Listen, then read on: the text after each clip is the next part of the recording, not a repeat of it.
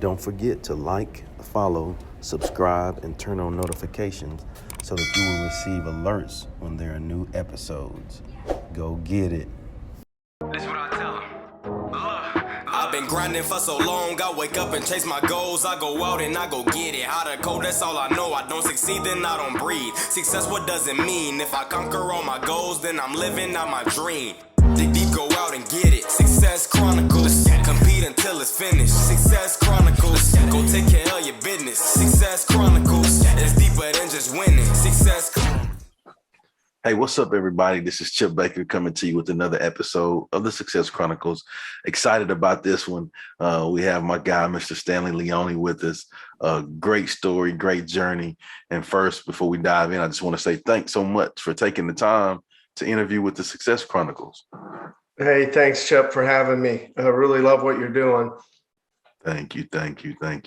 Well, I know off air, we talked about, your amazing journey of the things that you've been blessed to grow through in your life.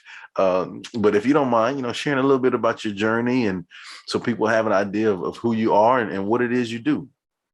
Yeah, definitely would have enjoyed talking to you too, and would love to share.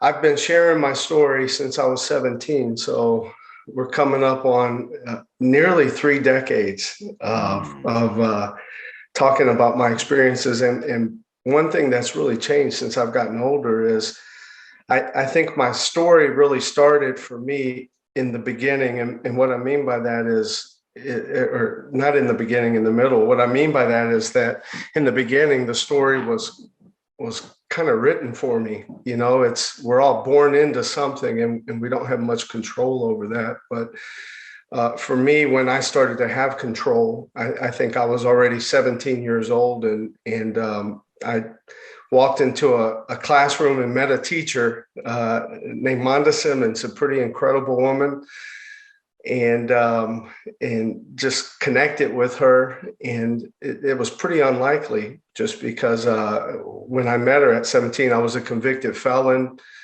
I'd just been released out of jail. I had a charge of basically assault and battery with intent to do harm, and was in a pretty bad situation, was on probation, paying back fines to this kid I hurt, and doing community service with Houston's violent offenders. It was not a good spot to be in, but this teacher really saw inside of me and gave me an opportunity to pull out. And it was unlikely because of where I started. I was born into a dysfunctional family. Father was an abusive alcoholic. Saw him try to murder my mom 3 times by the time I was 5. And so when I say violent, I mean, it was more than just hitting her and throwing her around a bit. He was, which is bad, but I mean, we're talking attempted murder type situations. Once with a shotgun, he put in her face and pulled the trigger, actually fired over my brother and me. And so it got pretty dangerous for us too. And another time with a broomstick, split her skull open. My older brother, who was 10 and was pretty much my hero. He was 5 years older than me, but he was just so dependable. At 10 years old, he pulled my mom off the floor. She was beaten unconscious with this broomstick, and loaded her into the car after we washed her off with some wash rags, and drove her down to the Pasadena clinic out there in South Houston, and got 17 staples down the center of her head to close the fracture that my father had opened up. So it was pretty brutal. And another time with a steak knife, where he actually pinned her to the floor with a steak knife in her foot, and refused to let her move as he threw other utensils at her. So extremely violent start for us. And of course, as kids, you're watching that and you're learning. You don't realize you're learning, but you're learning, and you're learning that this is the way relationships function. This is the dynamic between men and women. This is the dynamic of the world. You're either a perpetrator or you're a victim. And so we took all that stuff in quietly, and it was always quietly because you never wanted the violence to get turned on to you. So we did a lot of hiding and watching. Mom left dad. My mom was an abused child too. She started getting abused in her family when she was 12, and she ended up, in order to escape, looking for men to rescue her, and got pregnant at 14, which she had my older brother. He left her. He wasn't ready to be a father. He was a kid. And she went home where the abuse started again. And then, of course, she met my father, and she fell into the cycle of really inappropriate men coming into our lives all the time. And that's one thing I've learned. I think when you see yourself as a victim, and you're looking for rescue, it's not the knight who's going to show up at your door. It's the predator. They have a sixth sense for victims, and it was like these men sniffed my mom out. And so all the men who came into our lives were really uneducated and very dysfunctional. She went on to have 5 kids. 3 of us had different fathers. Of course, there were no marriages, because in poverty, marriage is inconvenient and it costs money, so you don't do it. And so we fell into a life of poverty when we left my dad. My mom was a sophomore dropout in high school, and so most of my childhood, she sold breakfast tacos in a food truck. And that just doesn't pay well. You're paying for your own food. You're renting the truck. If you make $30 a day, you're doing pretty good. And so that really led us into situations where we were living with the men she was dating. And again, they were all inappropriate men, and they abused us in every way you can imagine. That's just kind of it was almost normal. I hate to say that, but when I look back on it, I think when you get over the initial shock, part of you starts to expect it because it happens so frequently. So we moved around a lot when we weren't living with boyfriends. We'd live in trailer parks. We moved from trailer parks to government housing. We lived in the projects for a while. I remember one unit in particular where we lost our plumbing. There was no water after being there for a couple of months. And so we had to strategize on how we could clean up, because if you went to school, everything was strategic for us. How do we hide? And so when you took pictures, you smiled. When you were in front of people, you smiled.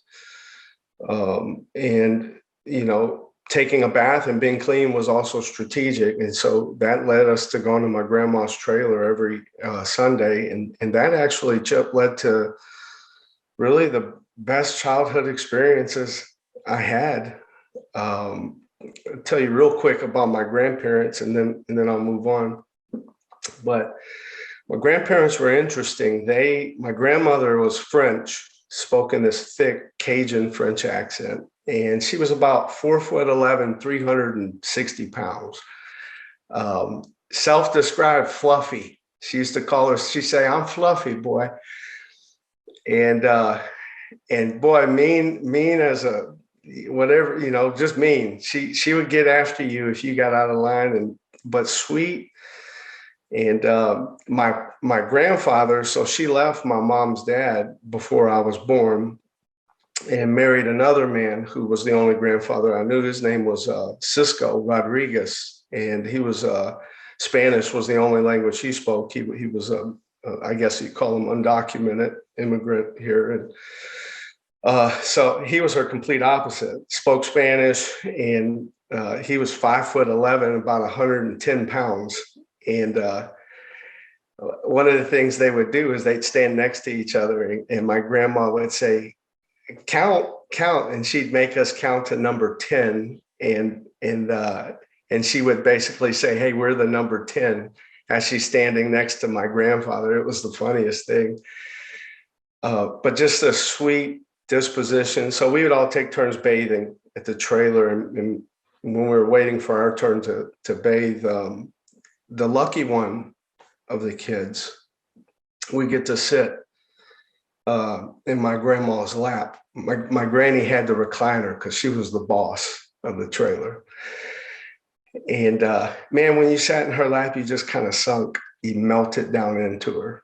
And she'd take these big old arms and just wrap them around you. And she'd lean real close, maybe an inch or two from your face. I mean, you could feel her breath on you.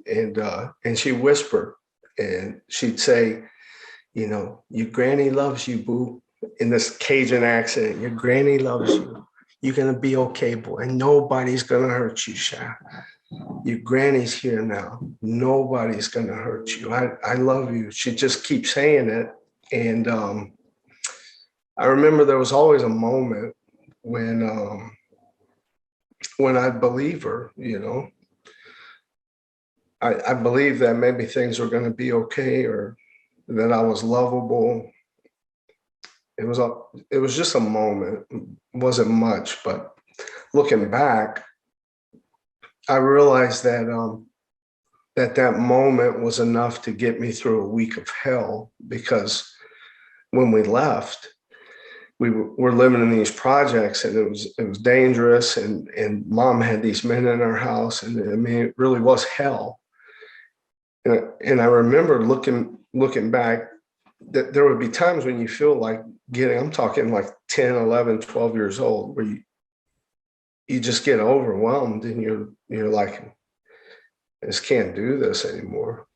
But I would think about that moment, and my thought would be, man, if I can just wait till Sunday, I'm gonna get that moment again.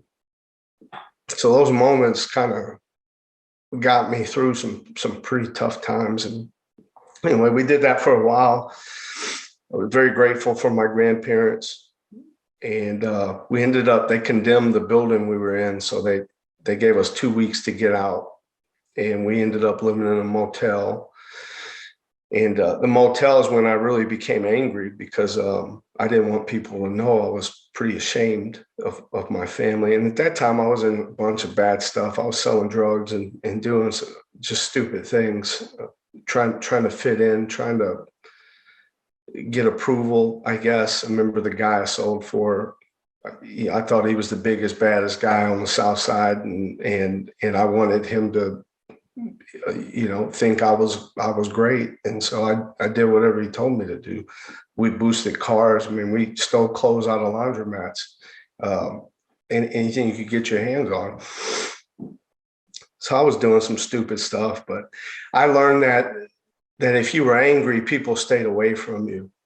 And the angrier you were, the further away they stayed. So I became a very violent kid. Not because I'm naturally disposed to violence, but because it was the best way to hide that I knew of. I was terrified people would find out that I was the trailer trash they thought I was. And so my goal was to let them think that, but never let them prove it. And so I kept them away from me. We did the motel for a while. Mom couldn't afford it. We ended up living in her car. They took her truck away from her. And so you had 4 kids and my mom living in this station wagon.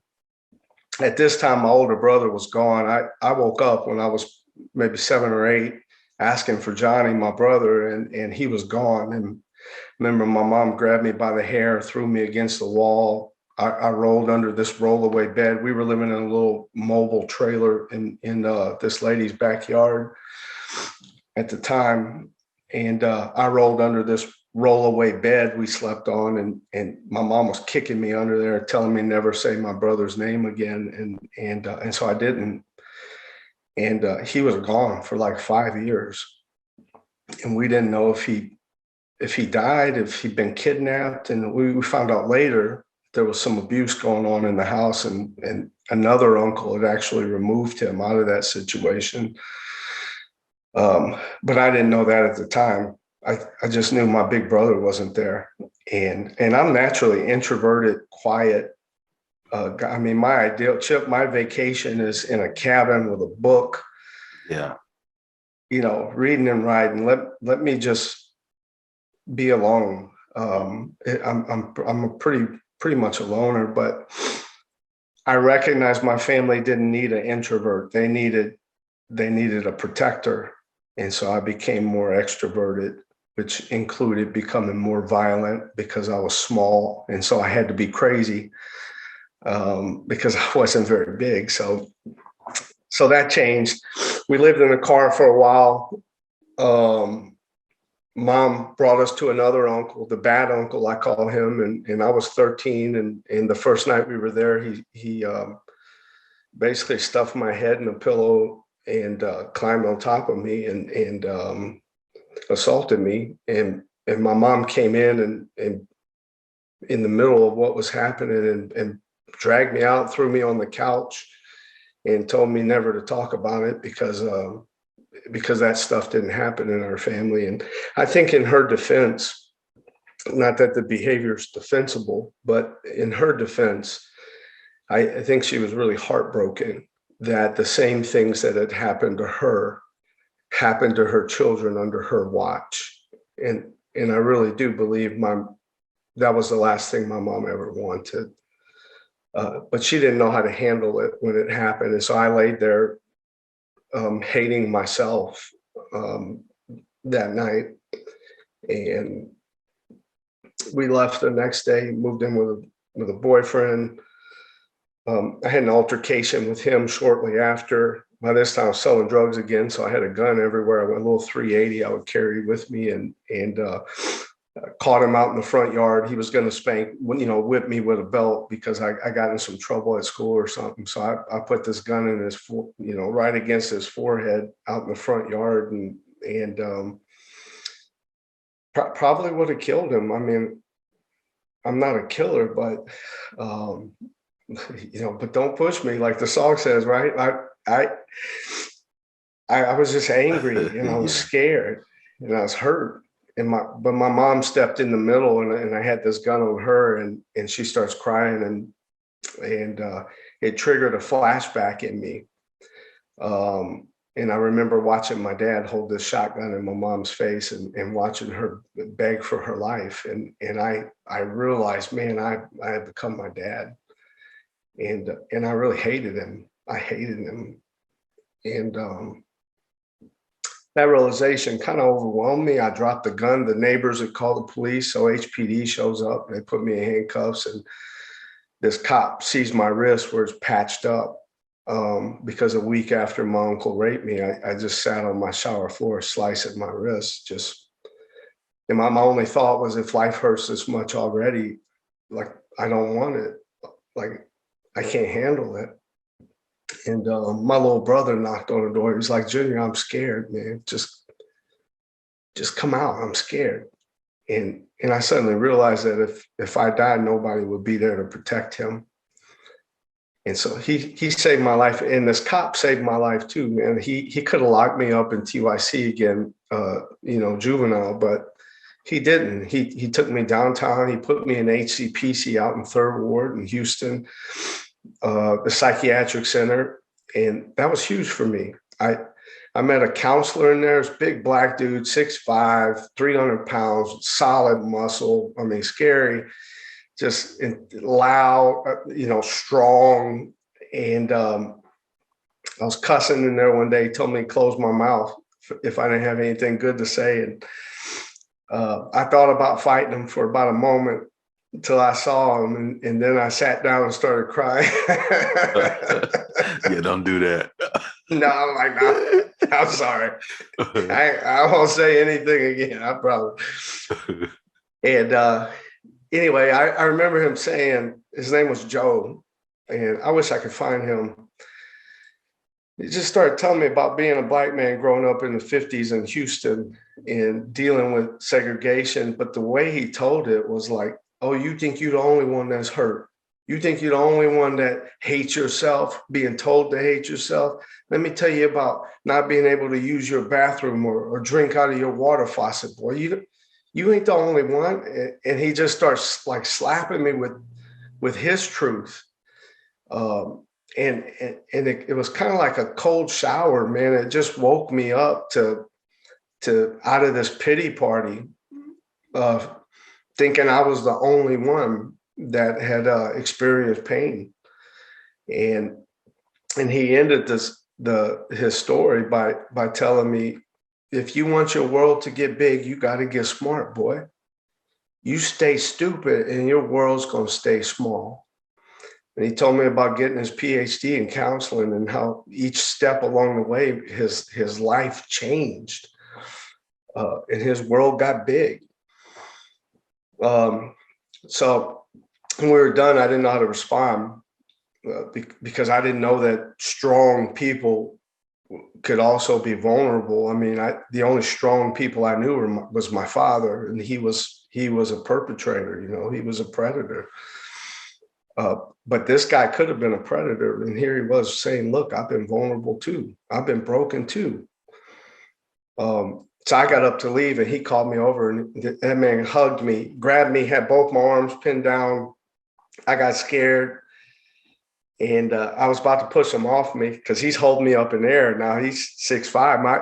My feet are about 4 feet in the air, kicking like crazy, trying to get loose. And before I can push him off me to let me go, his face falls on my shoulder, and Joe starts weeping into my shoulder. And he's telling me, just hang in there, man. Just keep fighting. Just keep fighting. Go out and get smart, boy.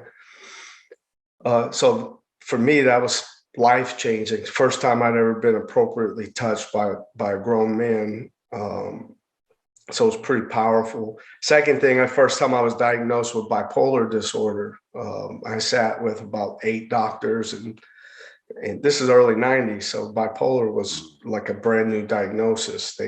It was still pretty much, they were figuring it out. And so I get released, go into high school and put on medication. Of course, they don't know what medications work. So I start self-medicating. I'm selling drugs and robbing homes and stealing cars and all this stupid stuff. But I did join the freshman football team in high school. And I did focus in on my schoolwork. I mean, I wasn't the best student, but I did enough to stay in the game. I met this coach, crazy old coach, rough. But man, I knew that man loved me.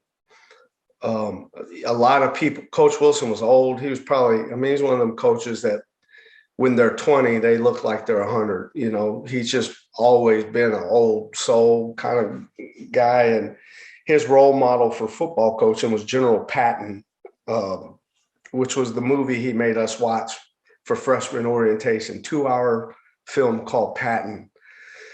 And he would use the Russian army. If the Russian army comes marching down Edgebrook Drive, we're going to strap up our chin straps and get after them. Like that was his whole thing. So we had a love-hate relationship, but he'd always call me back and he'd tell me, I see potential in you, boy.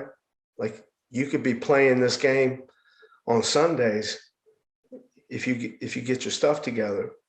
And I tell you, people call Coach Wilson a lot of things, but the one thing you could never call that man ever is a liar. If he didn't like you, he's going to tell you. And so if he saw something in me, I knew it had to be there. Even if I couldn't see it, it just became my job to find it. Because if he says it's there, it's there. And so that's why I stayed in school my freshman year. Sophomore year, I get separated from coach, drugs, and I'm a full-blown addict. Violence picks up. I start shooting at people. I get shot at 3 times my sophomore year. Like things are spiraling out of control pretty quick. My junior year, I'm in class, and HPD shows up in school, and they put me in handcuffs in front of all my classmates, and they take me out and take me downtown Houston and lock me up. And that's when I'm charged with this felony assault and battery. And then all that was what preceded me meeting this teacher my senior year. And it was I would say a pretty quick turnaround for me. She basically said, I know who you are. And if you want to stay that way, then you're not welcome in my classroom. If you want to be something different, then this is the place you need to be.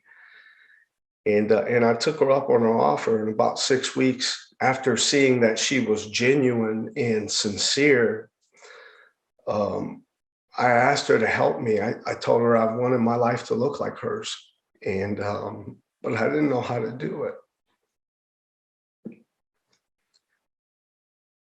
And so I asked her I said, make me a list and just tell me, like, step by step. I was like, I'm not the brightest guy, so I just break it down step by step and I'll do it. And she did. She made me a list. I did everything she put on the list. And at the end of my senior year, I had a 4.0 on my report card. And so, yeah, I'm like, this stuff works. So I asked her, don't leave me. I was like, please don't leave me. Just stay with me. Yeah. And lead me. And so I got a scholarship offer and I turned it down. My mom was homeless again. And this teacher helped me get a job as a welder. And she went to the university and actually spoke on my behalf about what was going on. And they held a scholarship for me if I would assume it in the spring to go play football. And so I welded for 6 months, helped my mom out, and lived with my grandparents in their trailer at the time, and then went to Chicago and stayed close to this teacher. She'll be here in 2 days. They're driving up from Texas to come see their grandbaby. She's become my mom and really adopted me into her family, and has just been a bigger blessing than I deserve. Man, and she guided me through. Yeah, that's awesome, man. She's been God's love in my life. You talk about undeserved mercy. She's been that for me. And now I get to celebrate my son with her. But so I graduated college, magna cum laude. I did well playing football. I got invited to an NFL combine out in Florida. And at the time, through IMG Academies, I placed in the top 10 athletes to ever go through. And that was cool. And I got to work out with Byron Leftwich and Ontario Smith. They were there, and did some cool stuff there. And then tried out for Dallas. I didn't make the team, but I got to try out there, and that was awesome. And then this teacher kept pushing me. And so I went on and got my master's degree in educational leadership, and then now just successfully defended my initial proposal for my PhD in psychology. And of course, with speaking, I started speaking at 17 when I met this teacher. And there have been some cool things there. I published a 5-star reader's favorite book that's done well. And I was recruited as the national spokesperson for the United States Navy and featured on the pregame show of the Super Bowl. I got interviewed by Lynn Swan. That was pretty awesome. And then Phi Delta Kappa named me the James Umstatt Outstanding Leader in Education. So I've had all these things that have really happened. But I tell you, the best thing that I'm most proud of is that I have a loving and incredibly brilliant wife. I've got this little boy who is just like, there are no words to describe how wonderful, how much he's enriched my life. Like, this kid is amazing. And that's what I'm most proud of. I'm a good husband. I'm a great dad, and I'm a good man. And those are really, I'd say, if you talk about goal setting, Chip, those are really the only things I've ever wanted to be, truly wanted to be in my life. So, and I've done it. So that's my story. Man, I don't know, man. I just hearing your story, I think man, just kudos to you for growing through all of that adversity, but then now using that adversity, the things that you had to grow through to help you be a better person. You know, you had to choose to say, hey, you know, you had to choose to be the one. You know, like in every family, there's the one, you know, that says, hey, well, Right. no, we ain't doing that no more, you know. And Yeah. so, man, kudos to you for being the one. And I wholeheartedly believe that we are the sum total of our, and I'm a, you know, formula guy, so I'm going to share this formula with you. I think that we're the sum total of our E plus R plus A. And that's the environments, experiences, our relationships, and our actions, right? And that makes us the sum total of who we are when we put all that together. And you just shared all of those things, you know, from your life. But then the good part comes when we understand that and we get to reflect on all of those things, and it gives us clarity and direction in our life, right? And then that puts us in our lane, like the big man has blessed you to be in your lane to do your thing. And so, man, just I think it's so awesome, and thank you so much for not just giving us just a surface story. You know what I'm saying? What you gave us was substance, man. And I'm just gonna just tell it like it is. So like I'm sitting here thinking, man, every teacher in America needs to hear this. You know what I'm saying? I'm hearing you like saying that, like I'm speaking to a leadership group of educators like here in a few days. And I'm thinking like, man, every one of them needs to hear this and know the importance of understanding that it's bigger than you, and, you know, find, you know, somebody to help, you know? Yeah.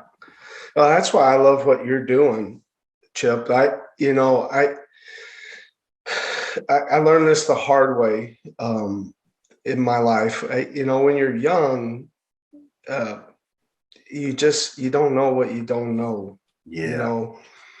And I've gone through phases of why I speak. And when I started, it was completely selfish.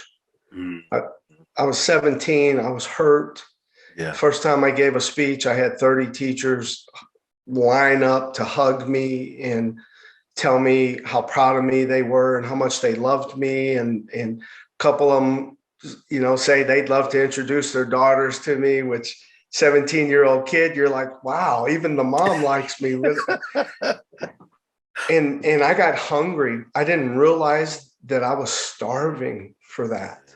I was starving for validation and approval. And I didn't realize it because I was so ingrained in my anger. Anger doesn't let you feel anything else. It's all consuming. When I experienced that, I wanted more of it. And so I met a guy who mentored me. He is the best man I've met in my life. Flip, and I don't know if I can even say his name on here, but yes, you can. Great man. Flip was he is incredible. Capturing Kids' Hearts, for those of you that he's the Capturing Kids' Hearts guy. That's right. That's right. But when I met him, I remember he was at that first speech, and I'll tell you this is kind of off script. I hadn't thought about it in a while, but he was at this first speech I gave, and I went up to him afterward, and I remember saying to him, "Hey, I'm going to work for you one day." And he goes, "No, you're not going to work for me." And I go, "Oh yeah, I'm going to work for you." He goes, "What makes you think you can work for me?" And I go, he goes, "You just told me you're a drug addict, you're a convicted felon. Like, why would you ever think you could work for me?" And I said, "Well, Flip, I have a story." And he looks at me and goes, "Son, it doesn't make you special. Everybody has a story. Your problem is you don't have a message. All you have is a story." He said, I tell you what, you go out and get your message, something you got to work for, something you got to earn, not something you were given and born into, but something you got to earn. You go get that, and then maybe you can work for me. And that was life-changing moments. I mean, that started me off on this speaking journey that started very selfish. And then once I became okay with myself and started to realize that I was finding my message, then it transitioned to being about serving, about serving other people. But it was really, really a journey for me to get there. It didn't start that way. And now I've come to the point where I realize that the message really isn't about me at all. I mean, I'm the recipient of graciousness and mercy and help undeservedly. Now, I take some responsibility.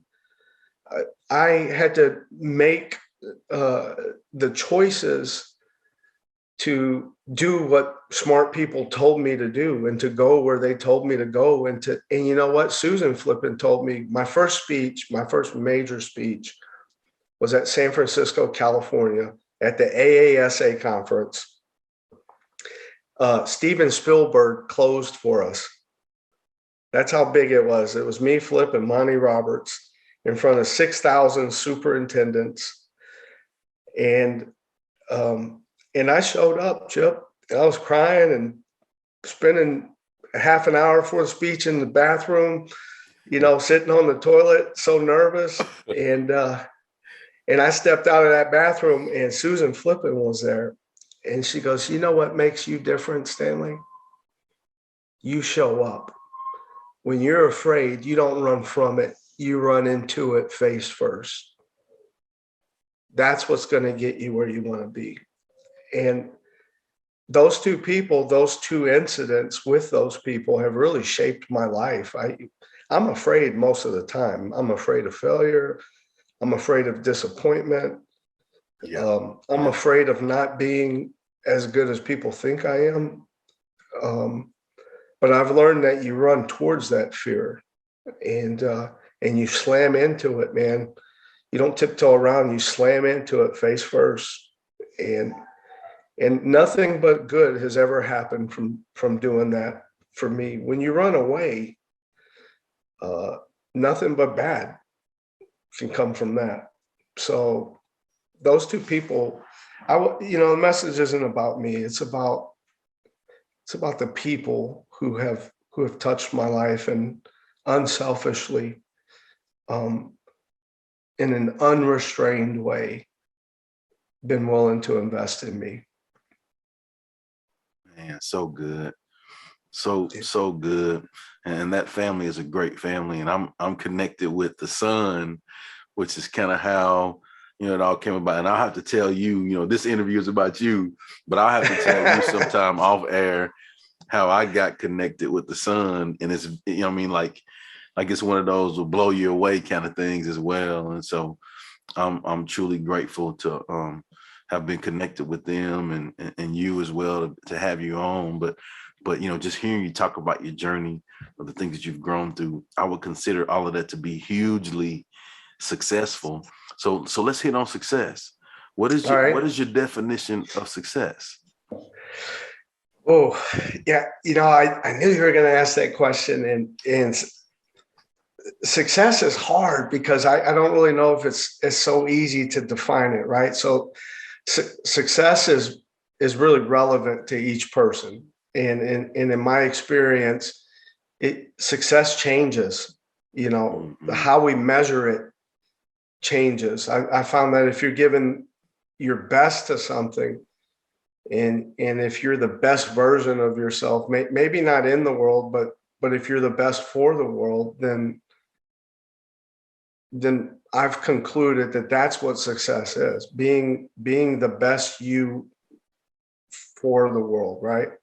I've never encountered someone who is being the best version of themselves for the world no matter what they're doing, and no matter what they have. I've never encountered someone who's discontent or unhappy if they're able to be the best version of themselves. So, and I know I know you tied into this is so then how do you achieve that?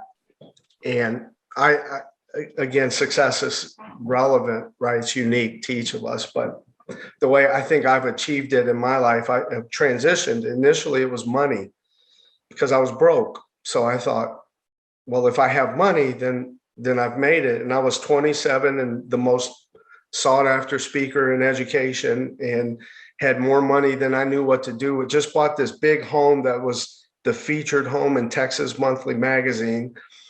Should have been on top of the world. Instead, I was on top of my roof, trying to figure out why I was so empty and why the money wasn't filling these voids, and literally thinking about jumping off my roof. And that was the second time I got diagnosed with bipolar disorder. I went and saw a psychotherapist. I'm like, man, I'm thinking of killing myself. And by all standards, at least financially, I should be, ecstatic. So it was money, and I realized money wasn't it. And I had that big home, and I had new cars, and I realized those weren't success, and getting those things didn't achieve success. And I've progressed, and with where I'm at now, I'll tell you, what defines my success is that I am a good husband, I'm a great dad, and I'm a good man. And the way I've done that is all of us have this external self that we show to the world, all of us. And we also have an internal self, and it's who we truly are. And there's a gap in between those versions for all of us. And as I've gotten older, I've been able to narrow that gap. And what I found is that the smaller you can get that gap between who you show the world and who you really are, the smaller that gap gets, the more successful you are. No matter what you have, no matter what you're doing, if you can close that gap, Chip, that's success, man. That, to me, that's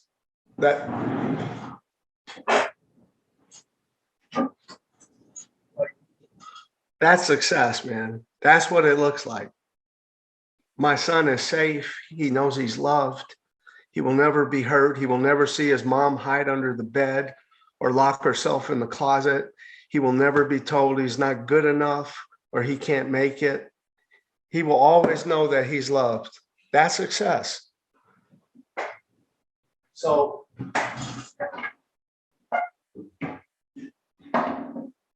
I think the way you get there is you close the gap. You look at yourself and you say, man, where am I broken? And where am I whole? And how do I improve the parts that need to be refined? And how do I maximize the parts that are already pretty cool, so that they are in alignment with who I'm showing myself to be to the outside world. Man. That's my opinion anyway.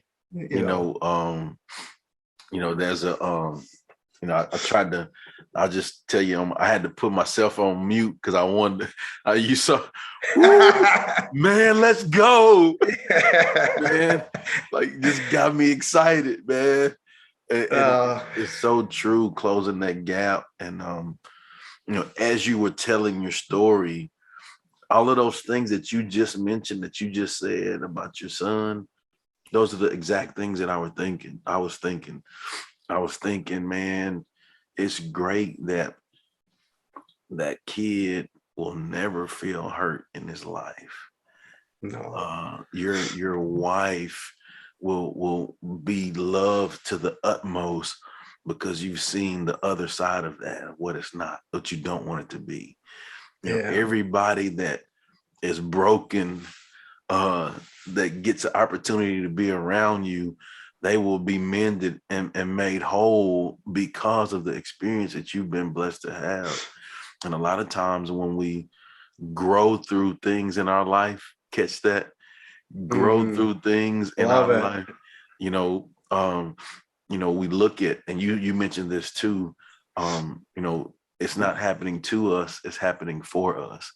And we have to make that, you said this too, we have to make that choice, because it is a choice. Yeah. You don't have to continue the family living like that, right? We have to Mhm. make those choices each moment of each day, like you said, to close that gap, right? And it is a choice. And I think that that's the beauty of life too, which puts us in alignment with our assignment. Oh, come on, wait a minute. Hey, hey, hey, hey, and it puts us in alignment with our assignment, because we are forever working on being the best version of ourselves, and not for us, but for others and the people that we love. Yeah. And that's when you are, man, that's when it's really good. Mhm. Man, you're gonna make me pull the book out here. Come on. Start pulling. No, Chip, I knew I was gonna love you. That's what it's about. I mean, there's so many distractions, Yeah. um, and I think the enemy, whoever the enemy is, whoever you refer to the enemy as, for anyone, the enemy is anyone who prevents your best Come from on. from manifesting, right? Come on. And, and the enemy uses distraction more than anything else. I mean, think about all the distractions we have. We have traumatic experiences. We have hurting people who hurt people. We have politics. We have religion. We have gender issues. We have curriculum issues. We have all these issues that distract us from healing one another and loving one another and helping one another. I think when you put the distractions aside, then you can get down to the meat, right? Everything else is bones and gristle, man. Spit it out and get back to what nourishes you, which is healing together in a world that really is miraculous, and that we're so fortunate to be able to experience. But the distractions, you know, they're unceasing. They continue to come. But you've been able to do that, to move beyond the distractions and to focus in on what your assignment is. And I have tremendous respect for that. Thank you so much. Yeah, and it's so true. But then also I think it makes you proud of that too. And not in the manner of like pride, arrogant, no, but just grateful,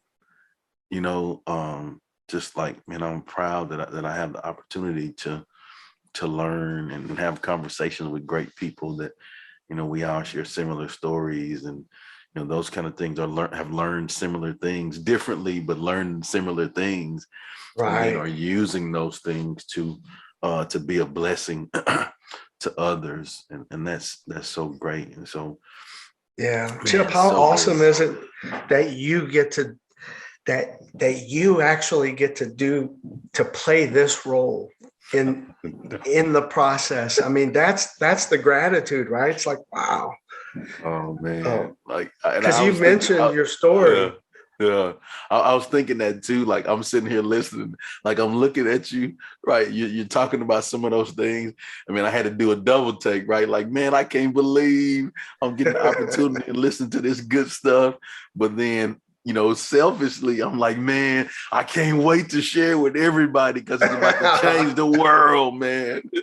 Just overly excited, but you know what I mean. Just, man, I think the lessons within that, it's so good, because if you are listening or watching this, you see from this that, man, it don't matter where you come from. It matters, where you're going and where you finish. You know, if you're Yeah. watching this or listening to this, Crazy. you see that we are all broken. None of us are perfect. But man, and I'll share this with you. Oh, here we go. So there's a Japanese deal called Kinsekuroi, and I don't even know if I'm pronouncing it correctly, but I've kind of researched this. You know, I've done some You got to things. text me these things. All I right, got you. Chip? I got you. All right. I The got you. EEAR, or text me Yes. that too. Okay. Yes, sir. Yes, sir. I got you.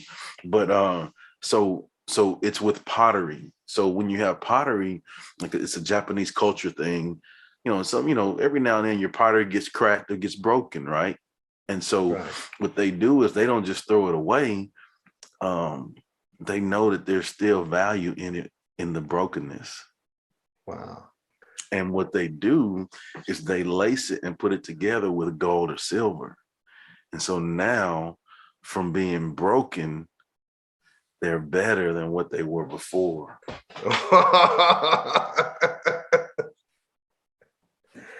That's nice, man. Come on. Yeah, send me that. Send me that. Those are stories we need to tell. And that's how life is. All of us are that. Like, we're all broken. But from those stories, you're going to learn. The big man is going to lace you with gold and silver so that you're more valuable and you're better than what you were before because you have been broken. Man, you just hit me pretty good, because I never thought about it that way. I thought, wow. Yeah. I thought, you know, you're broken and then you heal up, but there's scar tissue there. Yeah. But I like that metaphor, because it's like scar tissue kind of, scars Yeah. in general kind of hint at damage or the wounded, but thinking about it as covered over with silver or gold, these precious metals, you know, puts a different perspective on it. Well, let me go deeper for you. So then now as you're that pot or pottery that's laced with that silver or gold, now you're able to put rich soil in that pot, and you can plant a seed in that rich soil that is going to continue to grow and bear amazing fruit for everybody that gets to come around and be a part of that. Yeah, And that's what you're doing. I love it. Oh, thank you. I'm gonna sit and reflect on that a little bit more, because I think who I am as a husband and as a father right now may I need to really dig into this. May be a reflection of the new vessel I am. You know. I really have never thought of this, Chip. This is just a different perspective shift for me. Yeah. Yeah, you have to email me the story. I got you. And it'll make you grateful to be broken. I mean, who wants a new pot when you can get a broken one covered in gold? Come on, man. Let's go. Yeah. Break me. Yeah. But the beauty of it is then when you realize that, oh man, from the brokenness, man, ooh, I learned some things, you know, and then that instills that drive into you to help others, because you have been, and now you can help others move more efficiently and effectively based on the things that you had to grow through. So yeah. No, that's what it all comes down to. I'm just getting back into speaking now. I took a year and a half off to stay home with Weston. Greatest, hardest thing I've ever done in my life, but man, just so much joy at being with this kid 24/7. And so anyway, just getting back into speaking, and right now it's what the drive for me is, that I'm a vessel of healing. I need to help people heal. I need to bring healing into the world. I need to remind people that who they are and what we do to one another matters, that nothing is insignificant, that a hug or a handshake can be what saves a kid's life or saves an adult's life. You know what I mean? You never know what somebody's dealing with, and so a little bit of kindness can be the life preserver. You know, in stormy seas, for lack of a better descriptor. And so, and you know, I've been given a part to play in that, that I stepped out of for a little while, but I'm definitely excited to get back and to resume my role, whatever that looks like. It won't look the same, but I sure am excited about whatever it's going to look like. There you go. Well, we could do this all day. So yeah, I enjoyed this very much. We'll go ahead and close. But again, I just want to say thanks so much for taking the time to be interviewed with the Success Chronicles and really diving deep and providing some substance and not surface, because I think we can all learn from the words and the nuggets that you dropped today. And before we get off, I'd like to give you an opportunity to share with the audience where they can go follow you and check you out and show you some love. And, you know, if they would like for you to come speak, you know, how they can get in contact with you to get you out there. Yeah, that'd be great. My email is stanley@thissideofhope.com. The company I'm now working for, I've started my own company. It's called This Side of Hope, and so you can find that at thissideofhope.com. And that's just the best way to get me, email or of course I'm on LinkedIn and I'm on Instagram. So just started my Instagram again. I'm not a social media guy. Just got back on the LinkedIn. But yeah, any way you want to reach out to me, those are good options. Awesome. Well, thanks again. And thank you guys for checking out this episode. And my challenge to you is that you will take, you know, something from what we discussed in this interview and really apply it in your lives, because that's our mission. Our goal is to help us all be better. And I hope that you, audience, will take something from it. And please, please, please, please, please, please, please apply some of the lessons. And so thank you guys for checking out this episode. We'll see you next time. God bless. Go get it.